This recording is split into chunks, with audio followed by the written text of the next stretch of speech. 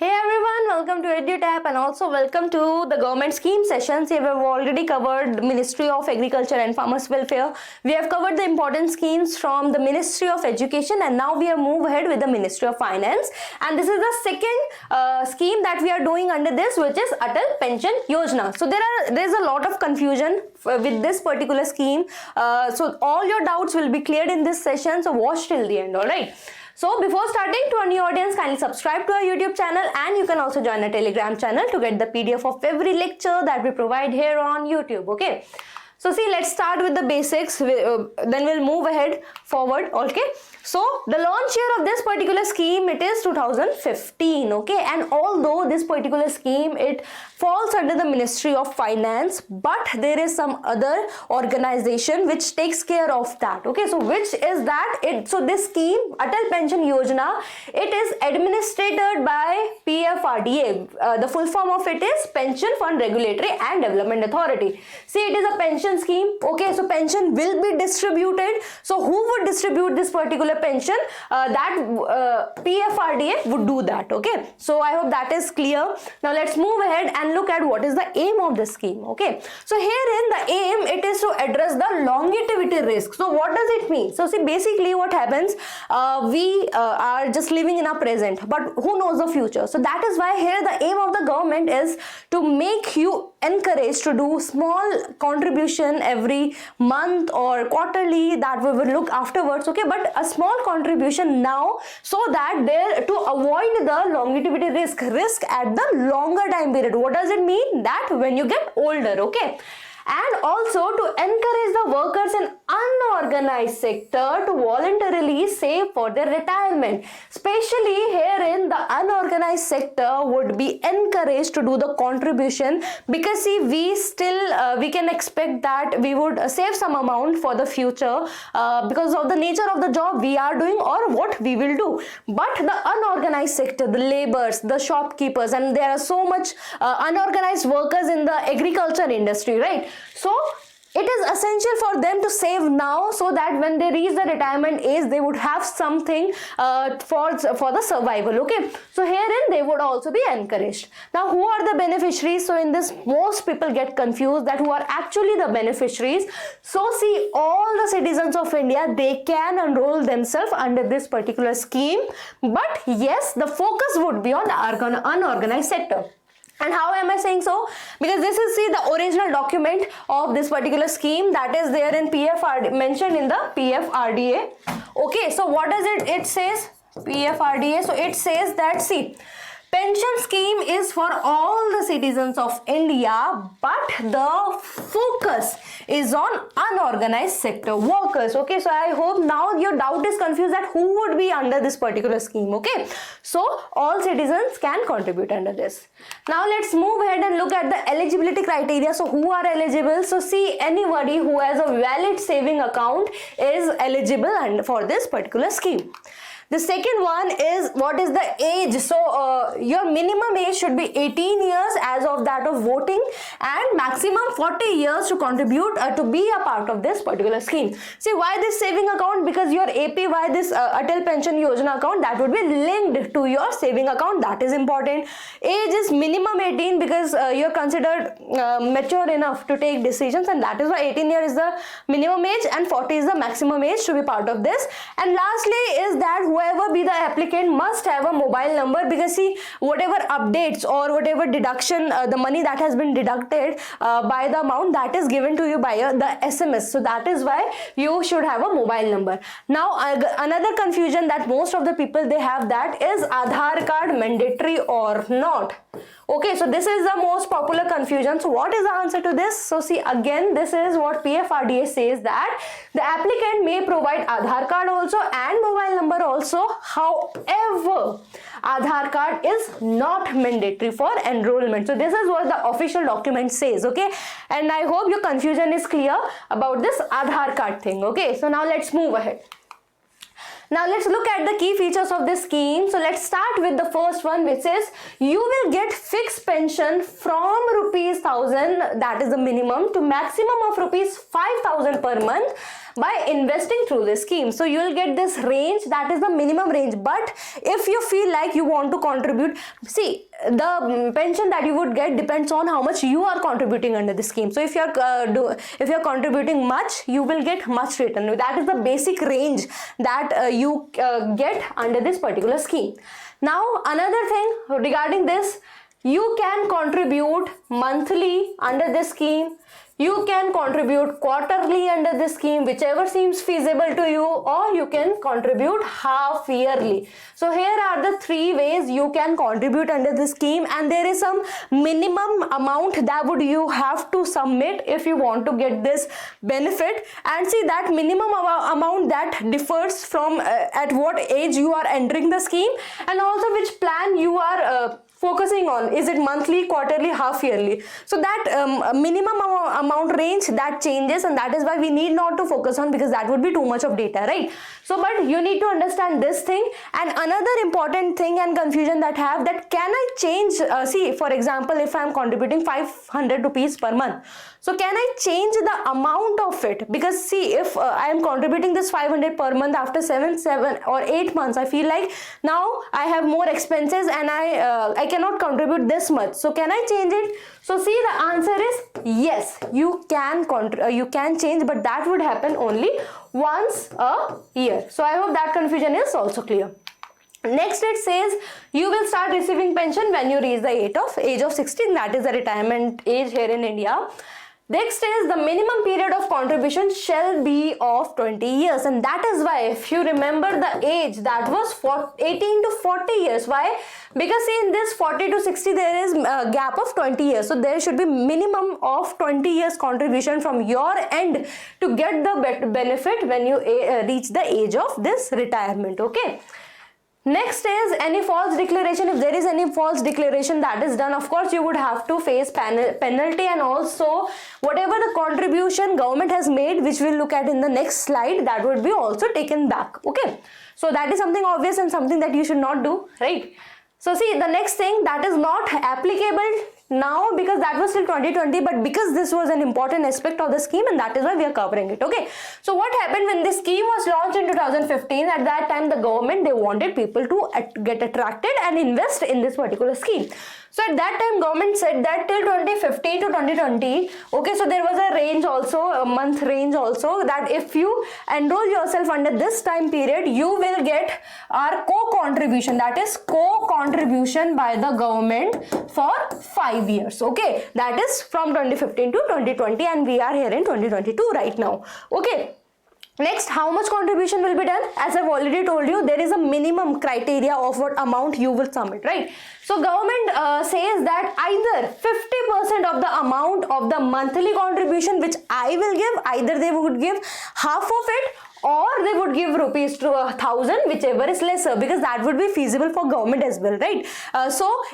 They would co-contribute 50% of what I am submitting, or rupees 1000, whichever they think is lesser for the 5 years duration. Okay, so that is about the key features. And herein also, now this co-contribution will not be done for everyone, and herein where the people, they get confused.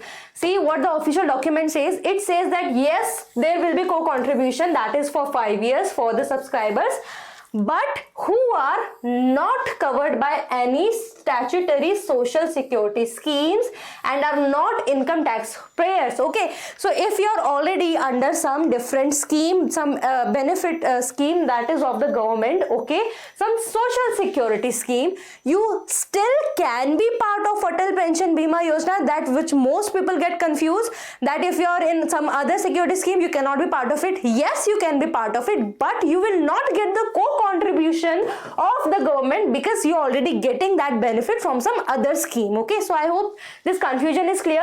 And also that contribution will not be given to the people who are giving income tax, because they are self-sufficient, right? They need not they need not have this urge, or they help of the government to have some co-contribution. Okay, so only that is the case in which you will not get the co-contribution. Okay, so if you are already under some other scheme, you can still be part of it.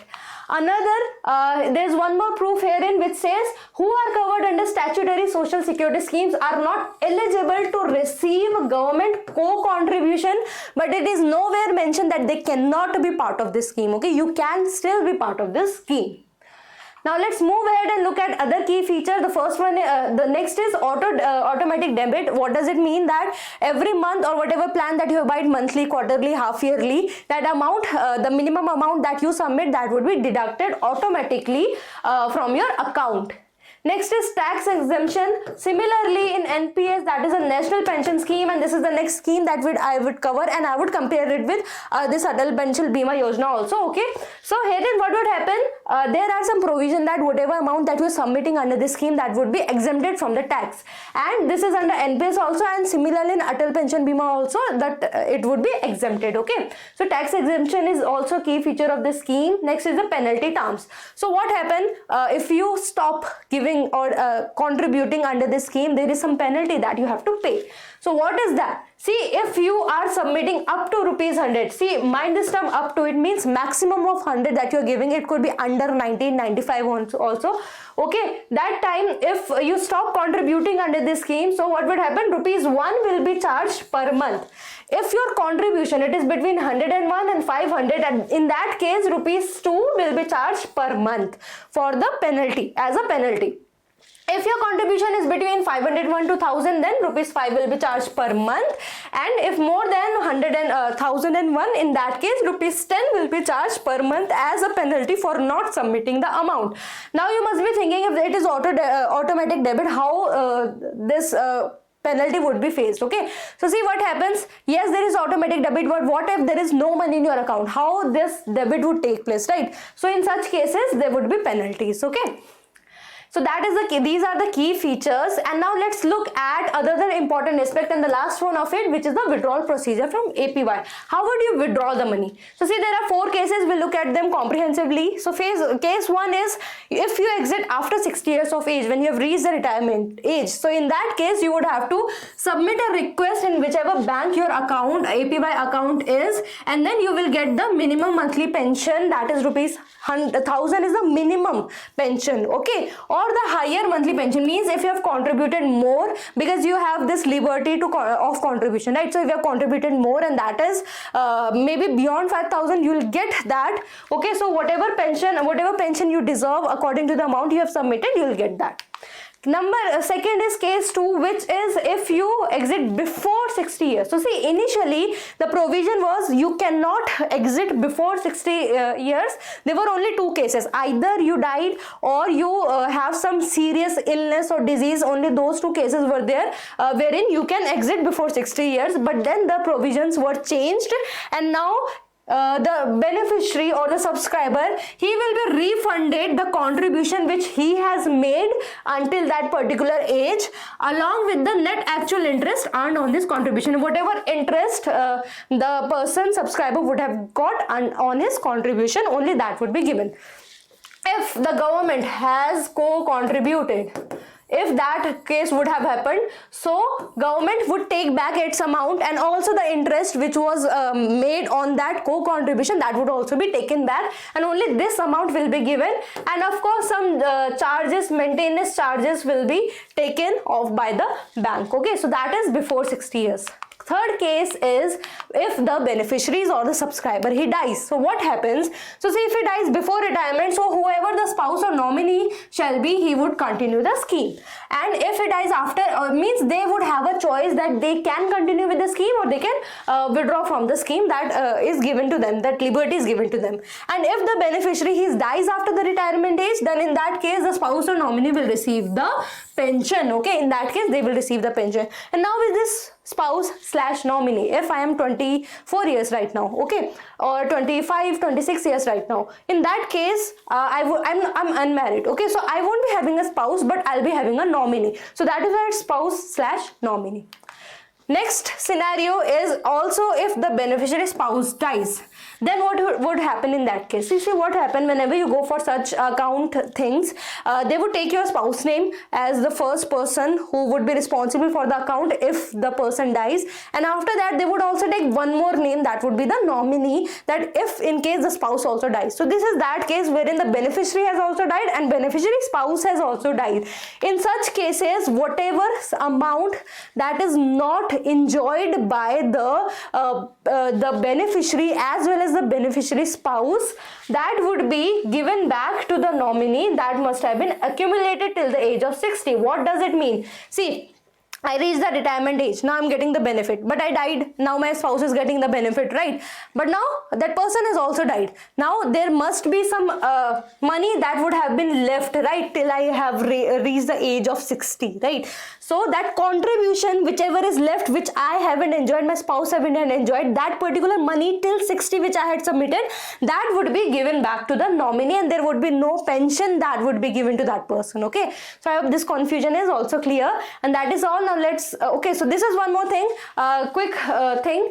So see, we have already looked at the penalty terms, all right, that rupee 1 for rupee up to rupees 100 and all that.